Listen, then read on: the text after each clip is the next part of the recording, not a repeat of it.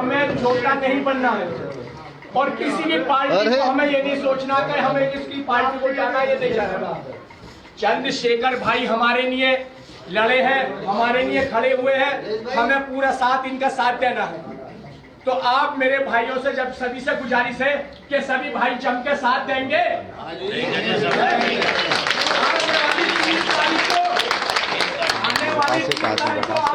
सोचना एक मुस्लिम वोट मांगने के लिए खड़ा है, मुझको नेता बनाया नहीं। ऊपर वाले की दुआ से हाजी आमीन के पास सब कुछ है, वो आपकी खिदमत के लिए यहाँ पर आए हैं और आपकी मजबूताई के लिए आप वो लड़ रहे हैं। ये नहीं है कि हाजी आमीन पैसे के लिए किसी बात के लिए कि बदमाशी या कुछ। आप पूरे देश में मालूम कर लो, जिला बुलंदशहर के अंदर कि हाजी आमीन साहब कैसे आदमी है। तो मेरे भाइयों, मेरे आपसे यही गुजारिश है, आने वाली 3 तारीख को फुल अपनी दिल मजबूताई से 3 तारीख को हाजी आमीन को बाहरी मोहब्बतों से विजय बनाए। ये आपका वादा है और यकीन वादा करना है आपको। धन्यवाद। जय भीम। दोस्तों, आपके सामने बहुत अच्छा विचार। आ जाओ तुम शिकारपुर अड्डे पे आ जाओ, टांडा में बड़ा अच्छा विचार रखा है। और देखियो सभी भाइयों, यामीन भाई बहुत अच्छे से आपको सब चीज बोलेंगे। आ जाओ यामीन भाई यहाँ पर। दोस्तों, अच्छा, आज की सभा का एक विशेष रूप से जो मतलब है वो ये है कि चुनाव तो ऊपर वाले के हुक्म से 100% तुम्हारी झोली है। चुनाव को रखाना है और चुनाव को बड़े संयम के साथ समय को बिताना है। और ऑटो रिक्शा के निशान पर दोस्तों, बात मान और सम्मान की है। बात मान और सम्मान की है। इस हिंदुस्तान को आजाद हुए लगभग 75 वर्ष हो गए। 75 साल हो गए। जो लड़का पैदा हुआ था वो भी आज बूढ़े के रूप में आ चुके हैं। ठीक है, लेकिन इन 75 वर्षों में इस आजाद भारत के अंदर हमें कोई सुविधा नहीं मिली। हमें दबे कुचले समझकर, हमें ये सोचकर ये लोग कभी आगे ना आ जाए।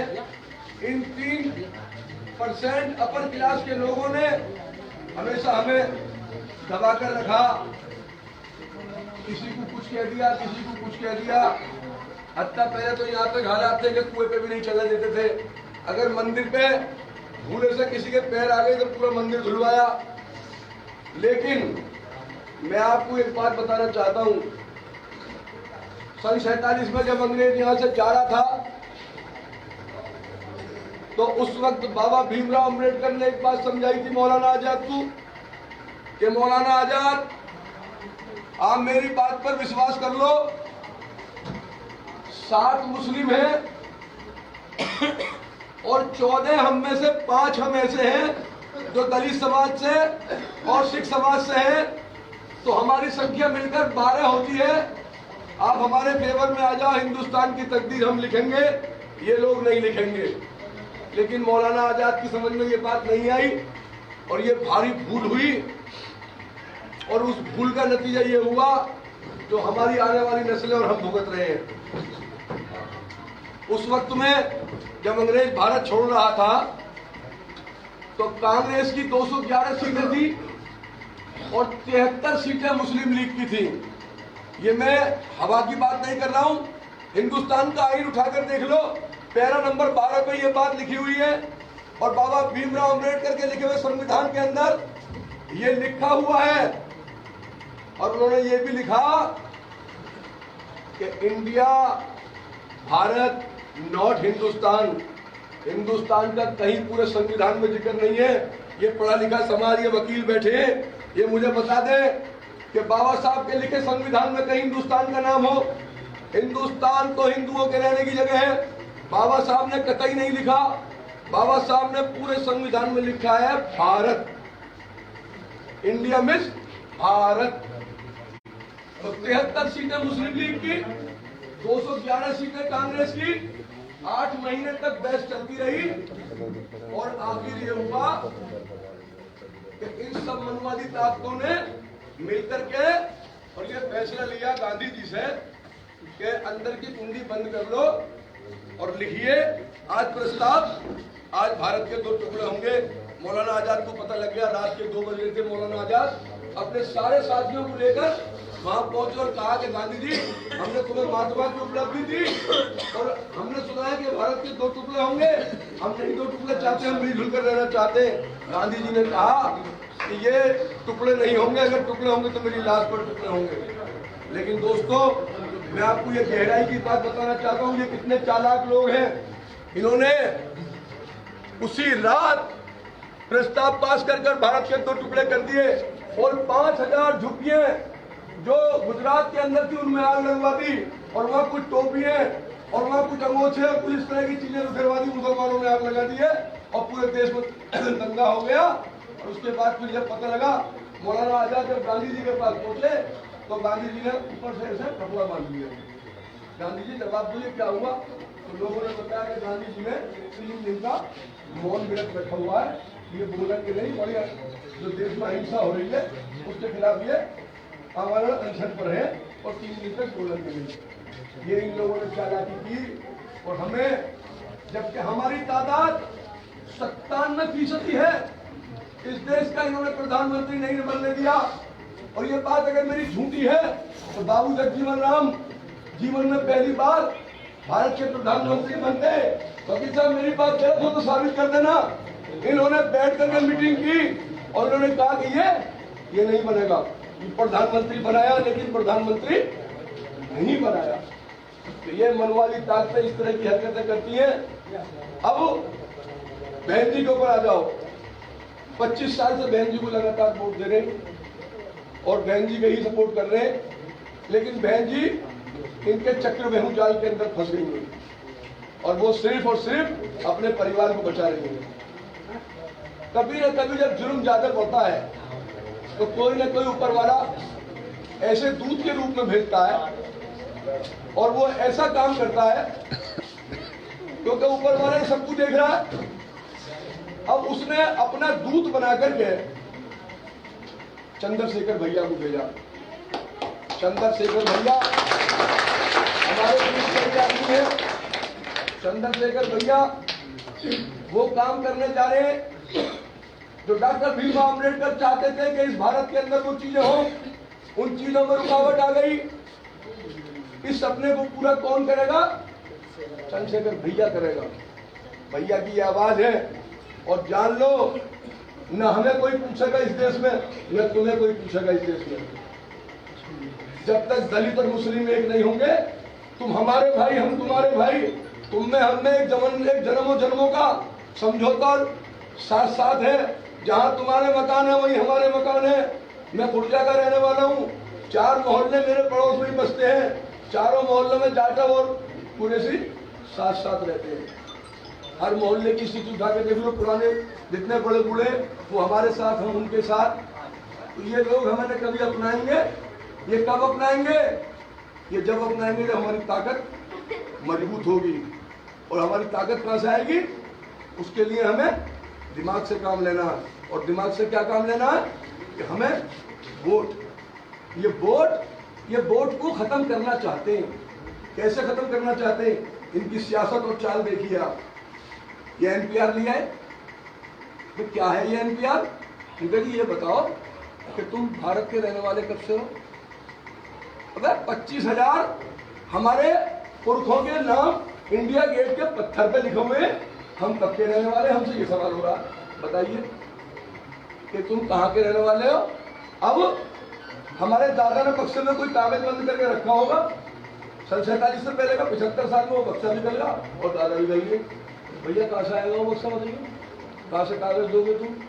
ये चाहते ये हैं कि जब हम कागज पेश नहीं कर पाएंगे तो ये हमें शहरी नंबर 2 लिख देंगे और उसके आगे लिख देंगे डी, डाउटफुल। और उसके बाद फिर हमें ले जाएंगे कैंपों में। अब आप कहोगे कैंपों में कैसे ले जाएंगे? देख लो आसाम में। आसाम में इन्होंने यही खेल किया और फिर ये वोट का हक हमसे छीन लेंगे 2 नंबर शहरी बना के। और जब वोट का हम नहीं रहेगा हमारे पास तो भैया कौन आएगा हमसे वोट मांगे? और कहाँ से हम सरकार में आ जाएंगे? ना हमसे कोई वोट मांगने आएगा ना हम सरकार में आएंगे। इसलिए मैं ये कह रहा हूँ, सावधान हो जाओ, होशियार हो जाओ। बहरूपिये के रूप में भी आएंगे, डमरू वाले के रूप में भी आएंगे, बहुत सारे खेल खेलेंगे, बहुत सारी बातें बताएंगे, लचीले भाषण होंगे, लचीली बातें होंगी। लेकिन ये जो है ना दिन के डाकू हैं, मेरी बात का यकीन कर लो, ये दिन के डाकू हैं। ये हमारी नस्लों को बर्बाद करना चाहते हैं। और हमारा मिशन ये है कि दलित और मुस्लिम जब एक हो जाएगा, ये 85% ताकत, ये ऐसी ताकत बनेगी लखनऊ को नहीं, ये दिल्ली को छीन लेगी। मैं परसों चंद्रशेखर भैया से ये कह रहा था, चिन्नू भाई बैठे थे मेरे बराबर में, मैंने कहा भैया 2022 में आप उत्तर प्रदेश के मुख्यमंत्री बनने जा रहे हैं? कहा कि नहीं हाजी जी, मुझे उत्तर प्रदेश का मुख्यमंत्री नहीं बनना, मुझे वहां का मंत्री बनना जहां ये कानून बनाया जाता है। अब आप समझिए उनका इशारा क्या था? उनका इशारा था दिल्ली की गद्दी। और ये दिल्ली की गद्दी कब मिलेगी? जब हम लोग एक हो जाएंगे। तुमने टीवी पे देखा होगा, तुम सब लोग भली भांति जानते हो, पढ़े लिखे समाज के लोग हो, कि दिल्ली के अंदर जामा मस्जिद पर जब पुलिस लगा दी और ये इंतजाम कर दिया कि इन पर लाठीचार्ज होगा, चंद्रशेखर भैया ने ऐलान से कहा कि 3 करोड़ मेरी भीम आर्मी है, अगर एक गोली भी चलाने की कोशिश की तो यहाँ बिछाइयाँ हो जाएंगी। और वहाँ के आला हुक्काम जो अफसर थे उनसे कहा कि कह दीजिए इनसे अपनी पुलिस हटा दो, वरना मेरी भीम आर्मी तुम्हारे सामने होगी और ये सीना तुम्हारे सामने होगा, पहली गोली मेरे सीने से लगेगी। और इसके नतीजे में दोस्तों 45 दिन भैया को जेल में रहना पड़ा। उसके बाद जब जमानत हो गया है तो हाई कोर्ट ने कंडीशनली जमानत दी। कंडीशनली जमानत ये थी कि आप दिल्ली से बाहर नहीं जाओगे भाई, दिल्ली में वापस नहीं आओगे। हाँ, दिल्ली में वापस नहीं आओगे।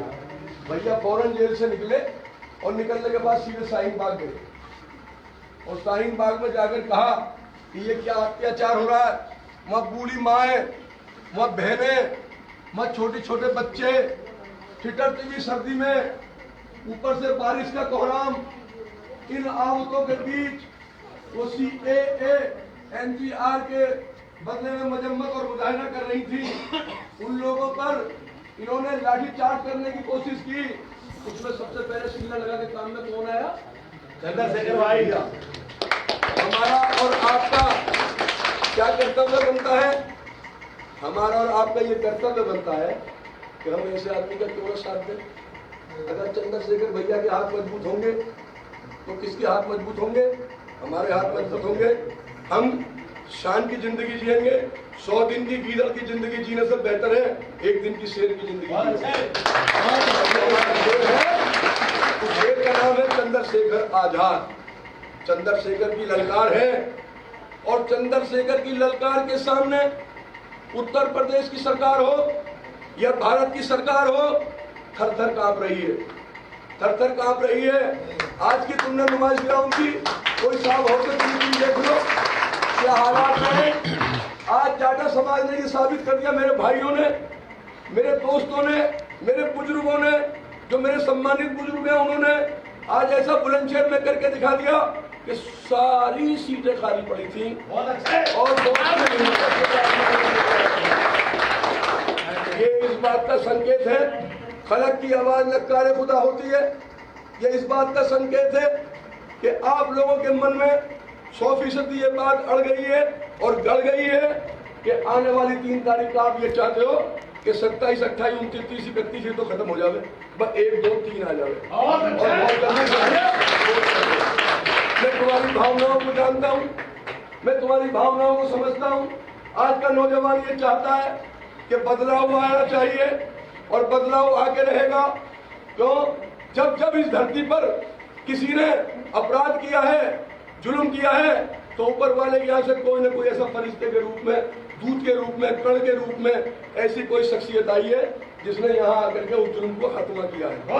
और आज के साधने के लिए मैं आपके बीच में एक चीज कहना चाहता हूँ कि हमारे बीच में एक ऐसा भला शरीफ इंसान जिसका नाम हाजी यामीन है।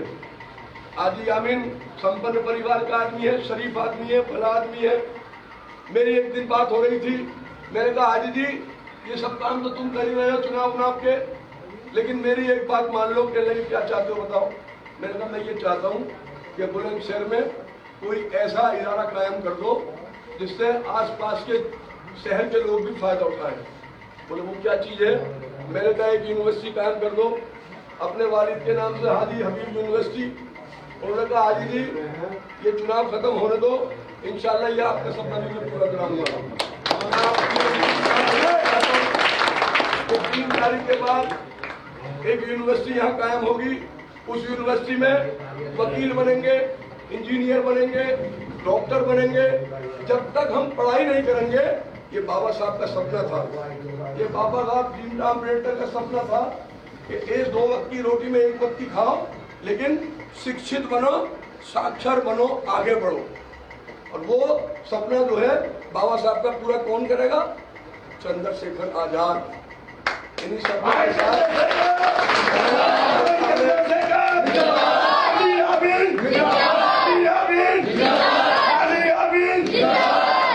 मैं आपके सामने अपने बड़े भाई श्री चुन्नू कुरैशी जी को आमंत्रित करूंगा कि आए और वो अपनी बात कहें। श्री चुन्नू कुरैशी जी।